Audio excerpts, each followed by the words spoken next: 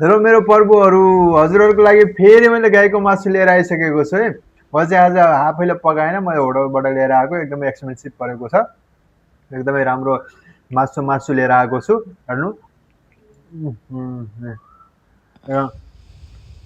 गाईको मासु लिएर आइसकेको छु। धेरैजनाले कमेन्ट गर्नुभएको थियो नराम्रो नराम्रो त्यस्तो कमेन्टहरू नगरिदिनु, हजुरहरूले सुँगुर खान्छ त मैले गाई खाँदैमा के फरक पर्छ त होइन, जे सुन्छ त्यही खाइदिने हो भने होइन, खाने भए केही नै नखाइदिने, खायो भने सबै खाइदिने क्या।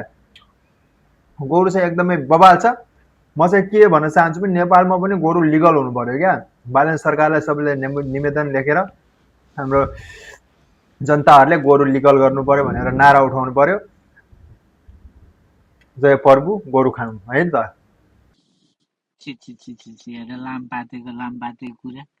ए प्रभु कहाँ जाने होला नि यिनीहरूको कुरा सुन्दाखेरि क्या होइन तिमीलाई खानु मन छ ब्रो खाऊ नखाऊ भनिँदैन होइन आफूलाई मन लाग्छ जसले जे मन लाग्छ खाऊ होइन केही फरक छैन कुन देशमा बसेर खाएको केही फरक छैन तर यो नेपालमा गाई खान पर्यो भने राष्ट्रिय जनावर हो त्यसको इज्जत गर आफ्नो देशको इज्जत गर्न सिक के लामपाते तोरीहरूको पछि लाएर नि अनि त्यसपछि यहाँ आएर कति मिठो गरेर होइन एकदम ओहो म यहाँ आफू खतरा स्वाग दिन्छु जस्तो लाग्यो एक नम्बर तोरी देखिएको छ खाऊ न कसले रोकेछ र हामीले नि अरूको मासु खान्छ हामीले नि कुखुराको मासु खान्छ उहु कति मिठो कुखुराको मासु भन्दा आइन्न हामीले नि खसीको मासु उहु कति मिठो खसीको मासु हेर्नु त मासु भनेर जिन्दगी मासु खान पाएन क्या देखाउनु पर्छ ए हेर्नु त मासु मासु भन्दै थुइया जिन्दगी